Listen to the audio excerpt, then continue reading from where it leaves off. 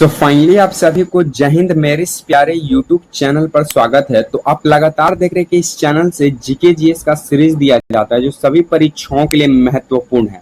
खासकर बिहार पुलिस, बिहार दरोगा, Bihar SSC, railway, banking, defence जैसे एग्जाम के लिए, और वो भारत के तमाम एग्जाम जिसमें जीके जीएस का सवाल बन सकता है उन सभी परीक्षाओं के लिए महत्वपूर्ण होगा।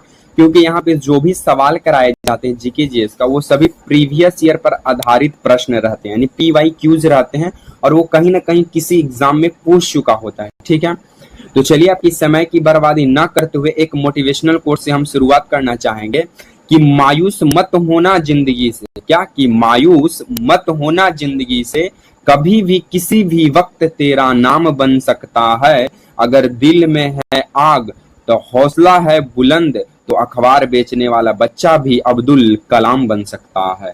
क्या कि मायूस मत होना जिंदगी से, कभी भी किसी भी वक्त तेरा नाम बन सकता है। अगर दिल में है आग और हौसला है बुलंद, तो अखबार बेचने वाला बच्चा भी अब्दुल कलाम बन सकता है सर। ठीक है, तो चलिए सीधी बात, नो बकवास पे चर्चा करेंगे। उससे पहले आपको बता दें कि ऑल एग्जाम, भारत के तमाम परीक्षाओं जिसमें जीके जीएस का सवाल बन सकता है, उन सभी परीक्षाओं के लिए वीडियो क्या है, खास एवं महत्वपूर्ण होने वाला। हमारा सवाल कहता है कि एशिया का सबसे बड़ा मरुस्थल कौन सा है। इसका आंसर आप लोग कमेंट बॉक्स में कमेंट कीजिए तो कि एशिया का सबसे बड़ा मरुस्थल कौन सा है। उससे पहले हम आपको बता दें कि ये जो एशिया का जो सबसे बड़ा मरुस्थल जो भी है वो चीन और मंगोलिया के बॉर्डर पर है। चीन प्लस मंगोलिया, चीन प्लस मंगोलिया के बॉर्डर पर स्थित है वो जो मरुस्थल है, और वो एशिया का सबसे बड़ा मरुस्थल है। इसका नाम आपको आंसर आपको कमेंट बॉक्स में कमेंट करना होगा। ठीक है सर, और ये एक ठंडा मरुस्थल है। कैसा मरुस्थल है? ठंडा मरुस्थल है। भारत का अगर बड़ा देखा जाए तो थार मरुस्थल है। भारत का बड़ा मरुस्थल कौन सा है? थार मरुस्थल है। और ये कहाँ पड़ता है? तो ये राजस्थान में पड़ता है। कहाँ पड़ता है? राजस्थान में पड़ता है। और विश्व का सबसे बड़ा गर्म मरुस्थल है तो वो है सहारा मरुस्थल। कौन सा मरुस्थल? सहारा मरुस्थल। तो एशिया का सबसे बड़ा मरुस्थल कमेंट बॉक्स में कमेंट कीजिए, और वो जो भी है वो चीन और मंगोलिया के बॉर्डर पर है, वो एक ठंडा मरुस्थल है। भारत का सबसे बड़ा मरुस्थल थार मरुस्थल है जो कि राजस्थान में पड़ता है।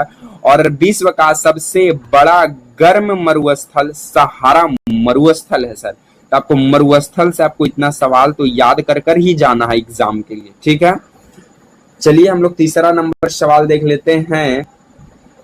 तीसरा नंबर हमारा सवाल क्या कहता है कि भारत में वन अनुसंधान संस्थान कहाँ स्थित है। तब भारत में वन अनुसंधान संस्थान उत्तराखंड के देहरादून में स्थित है। कौन? तो वन अनुसंधान संस्थान। ठीक है, भारत में सबसे ज्यादा वन कहाँ, किस राज्य में है? तो MP, मध्य प्रदेश में सबसे ज्यादा वन है। परसेंटेज के मामला में मिजोरम में सबसे ज्यादा वन है। सबसे कम बिहार में है। कितना है? तो 7.1% है। पूरे वर्ल्ड में सबसे ज्यादा जंगल या वन किसके पास है? तो रूस के पास है। और पूरे वर्ल्ड में भारत का स्थान 10वां पोजीशन पे आता है वन के मामले में। ठीक है, उसके बाद यहाँ से पूछ देगा कि औषधि अनुसंधान कहाँ है। औषधि अनुसंधान कहाँ है? तो ये है लखनऊ। कहाँ है? लखनऊ में है। तो औषधि अनुसंधान संस्थान कहाँ है? लखनऊ है। आलू कहाँ है? आलू अनुसंधान संस्थान, तो ये है शिमला। ये कहाँ है? शिमला है। उसके बाद यहाँ से पूछ देगा चावल का कहाँ है? चावल अनुसंधान संस्थान केंद्र, तो चावल का हो जाएगा कटक। कौन हो जाएगा? कटक। और अंतरराष्ट्रीय चावल का हो जाएगा मनीला, फिलीपींस वाला। ठीक है, तो भारत में वन अनुसंधान संस्थान कहाँ स्थित है? तो उत्तराखंड के राजधानी देहरादून में, ये उत्तराखंड के देहरादून में स्थित है। औषधि अनुसंधान संस्थान कहाँ है? तो लखनऊ में है। चावल अनुसंधान संस्थान कहाँ है? तो कटक में है। आलू अनुसंधान संस्थान कहाँ है? तो शिमला में है। सब बिहार में कितना परसेंट पे वन है? तो 7.1% पे है। पूरे वर्ल्ड में सबसे ज्यादा वन किसके पास है? तो रूस के पास है। भारत में सबसे ज्यादा वन किस राज्य के पास है? तो मध्य प्रदेश के पास है। भारत में सबसे ज्यादा वन प्रतिशत के मामले में किस राज्य के पास है? तो मिजोरम के पास है। तो आपको इतना तो ध्यान देना पड़ेगा। अब पूरे वर्ल्ड में भारत का स्थान कितना नंबर पे आता है वन के मामले में? 10वां नंबर पर आता है। तो आपको इन चीज बातों पर गौर करना ही पड़ेगा आपको। ठीक है, चलिए हम लोग चौथा नंबर सवाल देख लेते हैं। चौथा नंबर सवाल हमारा क्या कह रहा है, आपको स्क्रीन पे नजर आ जाएगा पहले ही, कि कच्चा आम में कौन सा अम्ल पाया जाता है। तो कच्चा आम में टार्टरिक अम्ल, टार्टरिक अम्ल पाया जाता है। और ये टार्टरिक अम्ल कच्चा आम में तो पाया ही जाता है, साथ में ये इमली में, किस में पाया जाता है, इमली में पाया जाता है, अंगूर में पाया जाता है। किस में पाया जाता है, अंगूर में पाया जाता है। ठीक है, तो कच्चा आम में टार्टरिक अम्ल पाया जाता है और टार्टरिक अम्ल इमली और अंगूर में भी पाया जाता है। टमाटर में कौन सा अम्ल पाया जाता है, तो टमाटर में ऑक्जेलिक अम्ल, कौन सा अम्ल, ऑक्जेलिक अम्ल पाया जाता है, टमाटर में ऑक्जेलिक। नींबू में कौन सा अम्ल पाया जाता है, तो नींबू में सिट्रिक अम्ल, कौन सा अम्ल, सिट्रिक अम्ल पाया जाता है नींबू में। और मधुमक्खी के डंक में कौन सा अम्ल पाया जाता है, तो मेथेनोइक अम्ल पाया जाता है। जिसका पीएच मान 7 से कम होगा वो अम्ल होगा, जिसके पीएच मान 7 होगा वो उदासीन होगा, जिसका पीएच मान 7 से ज्यादा होगा वो क्षारीय होगा। और हमारा रक्त का पीएच मान 7.4 होता है, जो कि हल्का क्षारीय है सर। क्या है, हल्का क्षारीय। ठीक है, तो आपको इतना चीज। विनेगर में कौन सा अम्ल पाया जाता है, तो एसेटिक अम्ल पाया जाता है। यानी सिरका में कौन सा अम्ल, तो एसेटिक अम्ल। नींबू संतरा में सिट्रिक अम्ल। डंक में, मधुमक्खी के डंक, चींटी के डंक में मेथेनोइक अम्ल, मेथेनोइक अम्ल को फॉर्मिक अम्ल कहते हैं। टमाटर में ऑक्जेलिक अम्ल, टार्टरिक अम्ल। कच्चा आम में टार्टरिक अम्ल, इमली में टार्टरिक अम्ल, अंगूर में टार्टरिक अम्ल, टमाटर में ऑक्जेलिक अम्ल। 7 से जिसका पीएच मान कम है अम्ल है, 7 है उदासीन है, 7 से पीएच मान जिसका ज्यादा है क्षारीय है।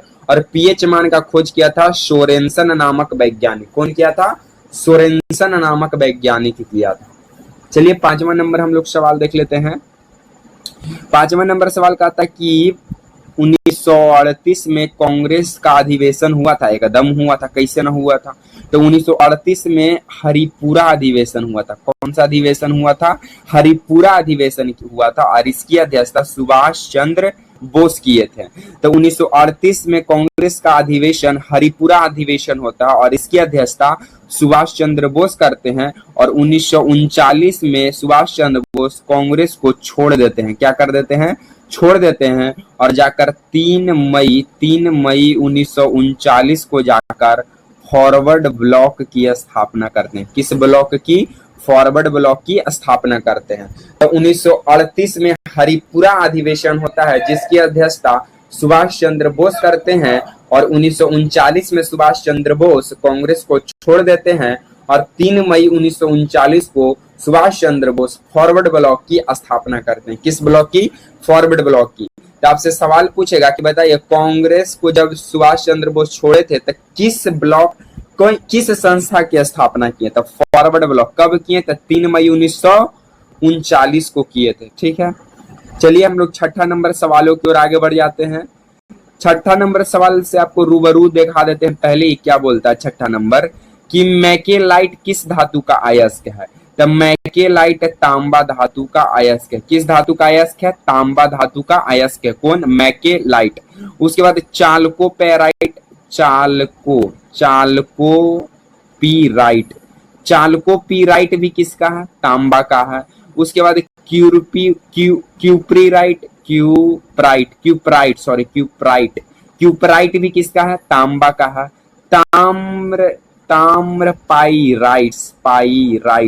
पाइराइट्स ये भी किसका है, तो तांबा, ये में तांबा का ही है। तब मैकेलाइट किस धातु का अयस्क है, तांबा का।